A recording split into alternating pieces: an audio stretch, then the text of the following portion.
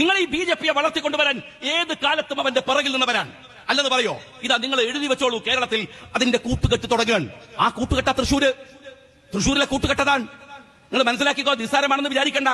തൃശ്ശൂരിൽ വിട്ടുകൊടുക്കുന്ന CPI-ക്കാണ്. കാലുവാരാ സുഖാണ്. CPI-കാരുടെ സീറ്റ് കൊടുക്കും. ബിജെപിയുമായി സഖ്യം ചെയ്യും. എന്താ തൃശ്ശൂർ സഭ സഖാക്കള് ഇങ്ങനെ ഇവിടെ നിന്നിട്ട് പറയാണ്, വള്ളിക്കുന്ന് നിന്ന് പറയാണ്, അതൊക്കെ വെറുതെ ലീഗുകാർ പറയണതല്ലേ. ഒരു ലീഗുകാർ വെറുതെ പറയണമല്ല. നിനക്കത് ഇഷ്ടമല്ല എന്ന് സഖാബിന്റെ ഉള്ളറിയുന്ന ഞങ്ങൾക്കൊക്കെ അറിയാം. പക്ഷെ നേതാക്കന്മാര് നിങ്ങൾക്ക് പിണറായി വിജയൻ എന്നല്ലേ പേര്, മുമ്പേ മോളെ പേര് വീണാന്നല്ലേ അല്ലേ? അങ്ങനെയെങ്കിലും മോനെ ഇത് വിട്ടുകൊടുക്കാതെ രക്ഷ ഉണ്ടാവില്ല. അല്ലെങ്കിൽ വീണ ജയിലിൽ പോയി കിടക്കേണ്ടി വരും. ലാഷക്കബീഹി. ഒരു സംശയം നിങ്ങൾ വിചാരിക്കണ്ട. അതിനകത്ത് ഒരു സംശയം നിങ്ങൾ വിചാരിക്കണ്ട. നിങ്ങൾക്ക് വീണനെ കിട്ടണോ? തൃശ്ശൂർ കൊടുക്കൂലേ? വീണ ജയിലിൽ കിടക്കേണ്ടി വരും. ഒരു ത്യാഗങ്ങളും ചെയ്യാൻ വേണ്ടി പറയും. SFIക്ക് വേണ്ടി മുദ്രാവാക്യം വിളിച്ചിട്ടില്ല. പാർട്ടിക്ക് വേണ്ടി സിന്ദാബാദ് വിളിച്ചിട്ടില്ല. പാർട്ടി യോഗങ്ങളിൽ പോയി മഹിളാ ക്ലാസുകൾ എടുത്തിട്ടില്ല. എന്നാൽ പാർട്ടിക്ക് വേണ്ടിയിട്ട്, രാജ്യത്തിന് വേണ്ടിയിട്ട് ജയിലിൽ കടന്നാലും തിരക്കടില്ല. ദയവ് ചെയ്ത് രാജ്യത്തെ ഒട്ടുകൊടുക്കരുത് CPM-കാരാ തൃശ്ശൂരിൽ. ഞാൻ നിങ്ങളോട് റിക്വസ്റ്റ് ചെയ്യാൻ. നിങ്ങൾ ഉറപ്പിച്ചു വെച്ചോ. അവിടെ SFIയോ എന്താ പറഞ്ഞത്? ഇന്നലെ സംഭവിച്ച കാര്യം നിങ്ങൾ കേട്ടില്ലേ? കോടതിയിൽ ആദ്യം നിങ്ങൾ മനസ്സിലാക്കേണ്ട ഒരു കാര്യം എന്താ? നിങ്ങൾ ഈ കോടതിയെ വാദിക്കാൻ വേണ്ടി നിങ്ങൾ ഹൈക്കോർട്ടിൽ കൊണ്ടുവന്ന വക്കീലാരാന്നറിയോ? നിങ്ങൾ ചെറിയ വക്കീല വൈദ്യനാഥൻ. ഒരു സിറ്റിംഗിന് നിങ്ങൾ കൊടുത്തത് 50 ലക്ഷം റുപ്യാണ്. നിങ്ങൾ ഞങ്ങളൊക്കെ കുടുക്കി. എന്റെ പേരിൽ കുറെ കേസുകൾ എടുത്തു. നമ്മൾ വക്കീലിനായിട്ട് നടക്കുകയാണ്. നമ്മളെ കയ്യിലെ പൈസയാണ്. പാർട്ടിയുടെ പൈസ പോലും ഞാൻ വാങ്ങിയിട്ടില്ല. 10 റുപ്യ. കാര്യം എന്താണെന്ന് വെച്ചാൽ പാർട്ടിയല്ല എന്റെ കേസ് നടത്തേണ്ടത്. എന്റെ പേരിൽ അഴിമതിയുടെ പേര് വന്നാൽ ആ അഴിമതിയിൽ നിന്ന് മോചിതനായിട്ട് വേണം നിങ്ങളുടെ മുമ്പിൽ ഇതുപോലെ വന്ന് നിൽക്കാൻ എന്നെനിക്ക് ബോധ്യമുള്ളത് കൊണ്ട് ഞാൻ എന്റെ പൈസ എടുത്തിട്ടാണ് കേസ് നടത്തിയത്. 1 റുപ്യ പാർട്ടിയോട് വാങ്ങിയിട്ടില്ല. ഇത് എന്റെ സുഹൃത്ത് നവാസ് ഇവിടെ ഉണ്ട്, നേതാക്കന്മാരുണ്ട്, അറിയോ നിങ്ങള്? 1 റുപ്യ വാങ്ങിയിട്ടില്ല. ഞാൻ പൈസ കൊടുത്തിട്ടാണ് കേസ് നടത്തിയത്. എന്നാൽ നിങ്ങളെ മോളെ കേസ് നടത്താൻ ഈ രാജ്യത്തിലെ ഗവൺമെന്റിന്റെ കയ്യിൽ നിന്ന് പൈസ കൊടുത്തിട്ടാണ് നിങ്ങൾ ആ കേസ് നടത്തിയത് അല്ലേ? 50 ലക്ഷം കൊടുത്തു.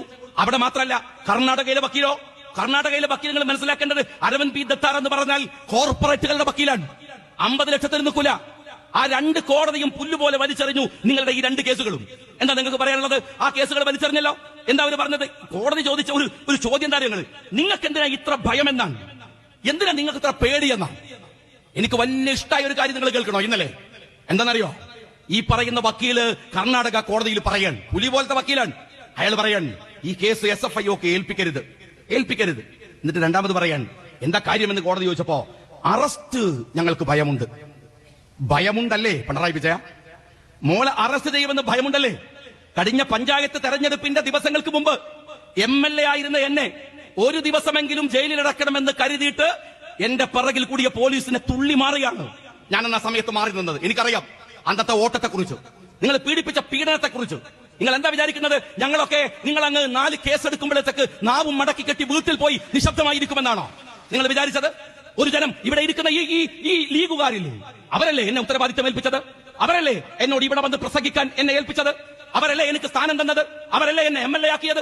എന്തിനാ MLA ആക്കിയത്? നിയമസഭയിൽ പോയിട്ട് മേപ്പട്ടോക്കി ഉറങ്ങി കിടക്കാനാണോ? അല്ലല്ലോ. അവിടെ മുഖ്യമന്ത്രി കക്കുമ്പോ ഇവൻ കള്ളനാണെന്ന് വിളിച്ചു പറയാനുള്ള ഉത്തരവാദിത്തം ഞാൻ നിർവഹിച്ചിട്ടുണ്ട്. 2020 ഇന്നലെ കർണാടകയിലെ കോടതി ആ വിധിന്യായം പുറത്തു വരുമ്പോ എനിക്കൊരു ഉൾപ്പൊളകമുണ്ട്. എന്തെന്നറിയുമോ? എന്റെ കുടുംബത്തിൽ പീഡിപ്പിക്കപ്പെട്ടവരോട് ഞാൻ പറഞ്ഞു, കണ്ടോ, ഇതിനു വേണ്ടിയാണ് ഞാൻ സമരം ചെയ്തത്, ഇതിനു വേണ്ടിയാണ് ഞാൻ വാക്ക് പറഞ്ഞത്. 2020 കേരളത്തിന്റെ നിയമസഭയിൽ മുഖ്യമന്ത്രിയുടെ മുഖത്ത് നോക്കി ഞാൻ പറഞ്ഞിട്ടുണ്ട്, നിങ്ങളാണു കള്ളൻ, നിങ്ങളുടെ കുടുംബമാണ് കള്ളൻ. 24 ആ കോടതി അത് അംഗീകരിച്ച് പുറത്തു വരുന്നത്. ചെവിയിൽ നുള്ളി കാത്തിരുന്നോ CPM-കാരാ? ഈ കട്ടുകൊണ്ടുപോയ മുതല് മക്കൾക്കും മരുമക്കൾക്കും ഇതിന്റെ ഇടയിൽ കൂടെ തിന്നാമെന്ന് നിങ്ങൾ വിചാരിക്കുന്നുണ്ടെങ്കിൽ അത് കക്കിച്ചു കളയുന്നത് വരെ ഞങ്ങൾ ഇവിടെ ഉണ്ടാവും. ഓർത്തോ, ആയുസ്സുണ്ടെങ്കിൽ. അതിനിടയിൽ നിന്റെ കിങ്കരന്മാർ ഞങ്ങളെ ജീവൻ എടുത്തിട്ടില്ലെങ്കിൽ നിങ്ങൾ ഉറപ്പിച്ചു വെച്ചോ, ഒരു കോംപ്രമൈസും ഉണ്ടാകില്ല. ഈ കട്ടവനെ കൊണ്ട് അതവിടെ കൊണ്ടുപോയി ഖജനാവിൽ വെപ്പിക്കുന്നത് വരെ ഞങ്ങൾ സമരം. അല്ലാതെ വേറെ ചില സമരങ്ങളുണ്ട്. എന്താ പരിപാടി? ഭരണം കിട്ടുന്നവരെ വമ്പിച്ച വർത്താനം. എന്നിട്ട് ഭരണം കിട്ടിയാലും മിണ്ടാതിരിക്കാന്നുള്ള രീതി ഉണ്ടാവും അല്ലേ? അതെന്നെ ഉണ്ടാവില്ല. ഉറപ്പിച്ചു പറ്റോ, ഞങ്ങൾക്ക് ആയുസുണ്ടെങ്കിൽ ആ പണി നടക്കില്ല എന്ന് ഉറപ്പിച്ചു. എന്തൊക്കെ എനിക്ക് പ്രയാസമൊന്നുമില്ല. 4 കൊല്ലം അറിയോ നിങ്ങള്? 4 കൊല്ലം നിയമസഭയുടെ അകത്ത് MLA ആയി കണ്ണൂരിൽ നിന്ന് പോകണം. 1 ഉറുപ്പ്യ ക്യാൻറ്റീനിൽ പോയി ചായ കുടിക്കണമെങ്കിൽ കീശന്ന് എടുക്കണം. ഒരു ആനുകൂല്യം തന്നില്ല. എന്തിന്റെ പേരില്? ഞാൻ കണ്ണൂരിൽ നിന്ന് CPM-ന്റെ കോട്ടയിൽ നിന്ന് ജയിച്ചതിന്റെ പേരിൽ മാത്രം, നിങ്ങളുടെ മുഖത്ത് നോക്കി നേര് പറഞ്ഞതിന്റെ പേരിൽ മാത്രം ഏകദേശം 10-60 ലക്ഷം രൂപ എനിക്ക് ഇങ്ങോട്ട് തരണം ഗവൺമെന്റ്.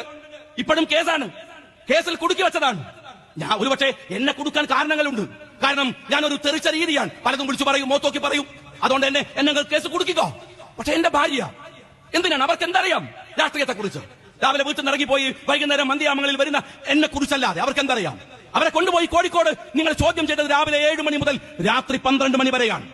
ഇതൊന്നും മനസ്സിൽ ഓർക്കാതെ നിൽക്കുന്നില്ല സി പി എമ്മുകാരാ. എഴുതി കുറിച്ചു വെച്ചിട്ടുണ്ട് ചോരയില്. ഓർത്തു വെച്ചോ നിങ്ങൾ.